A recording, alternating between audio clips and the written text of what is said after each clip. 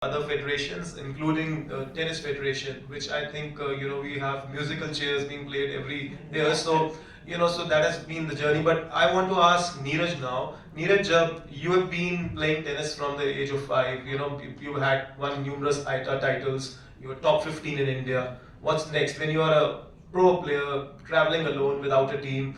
How lonely is it, and what are the challenges that you think one goes to get to that level where Sumit Nagal is currently? He's playing, he's in the main draw, so big round of applause for Sumit, who is in the main draw of French Open now, and he's going to play all the 4 slams because of his ranking right now, which is 78 as per live ranking. So, how do you aspire to reach there? Because Nagal has been relentless in the last few years after the hip surgery. He's come back. How do you plan your journey now? You're top 15 in India. So what are the challenges?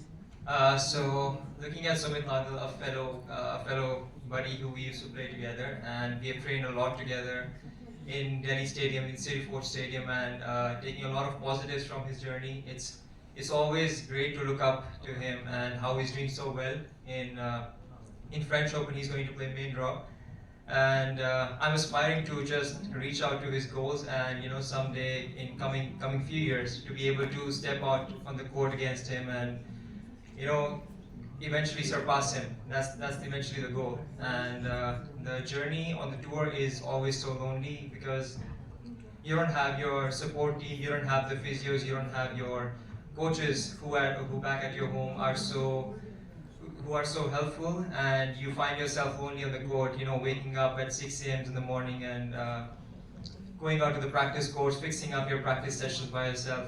It's always, it gets up to you. It makes it difficult, even more difficult when you're alone on the tournament, traveling around the world and not having enough support from your federation, from your associations.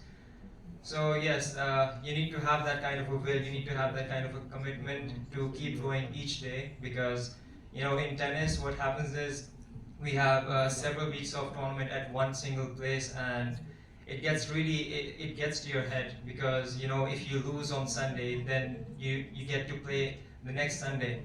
So that means 6 days you got to sit in your room, you got to find the will to train better and to try to win the match on the next Sunday.